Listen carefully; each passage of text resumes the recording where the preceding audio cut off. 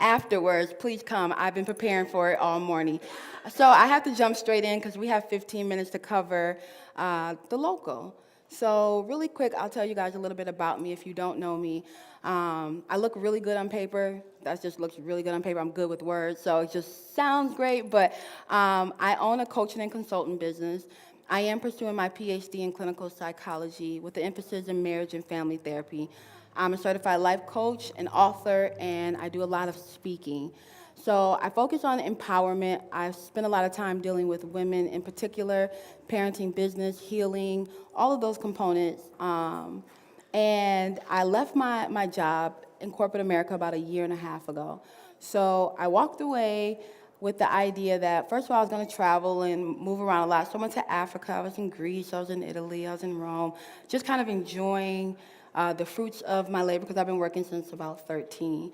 So my idea was, okay, I'm going to work on my writing, I'm going to work on my coaching and consulting business, and I ended up doing something completely different. So the question always comes to me after I walked away from my corporate position, how did I end up the owner of a community co-work space? So I own what's called The Local, in addition to my coaching and consulting business. So this is how I walked into the building. Well, maybe not this picture down in the right. So what happened was I have a friend who said, hey, I've had this space for almost a year. I'm getting ready to let this space go because I just can't quite figure out what to do with it, but it's a really awesome space. So I figured if anybody could come up with something, it'd be you. So I'd like you to kind of take a look at it, see if you can come up with anything. If so, hey, let's make it happen. If not, I'm just gonna kind of relinquish the space. So what I'm really good at, guys, is execution. That's my strong business quality. I'm able to take an idea and bring it into fruition. I'm an executor. So of course I walk in this space and I'm like, well, the first thing is this place needs some color. It was barren walls, the floors was bad, it didn't look like anything that was going to be fruitful. So I told myself when I left corporate America, I would never sit in a room that didn't have any color again, because all you see is those kind of eggshell white walls. I said, no, I'm not gonna live in any space where there's not any color. So I said, well, the first thing we need to do is we need to get some color on these walls, and then maybe an idea will come forth.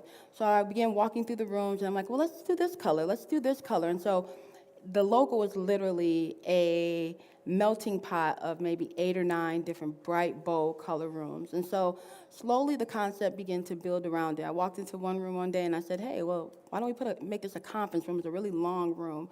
And then I'm like, okay, so a conference room. Who can use a conference room? I'm like, well, as an entrepreneur who is focusing on my business, I'm currently working out of my home.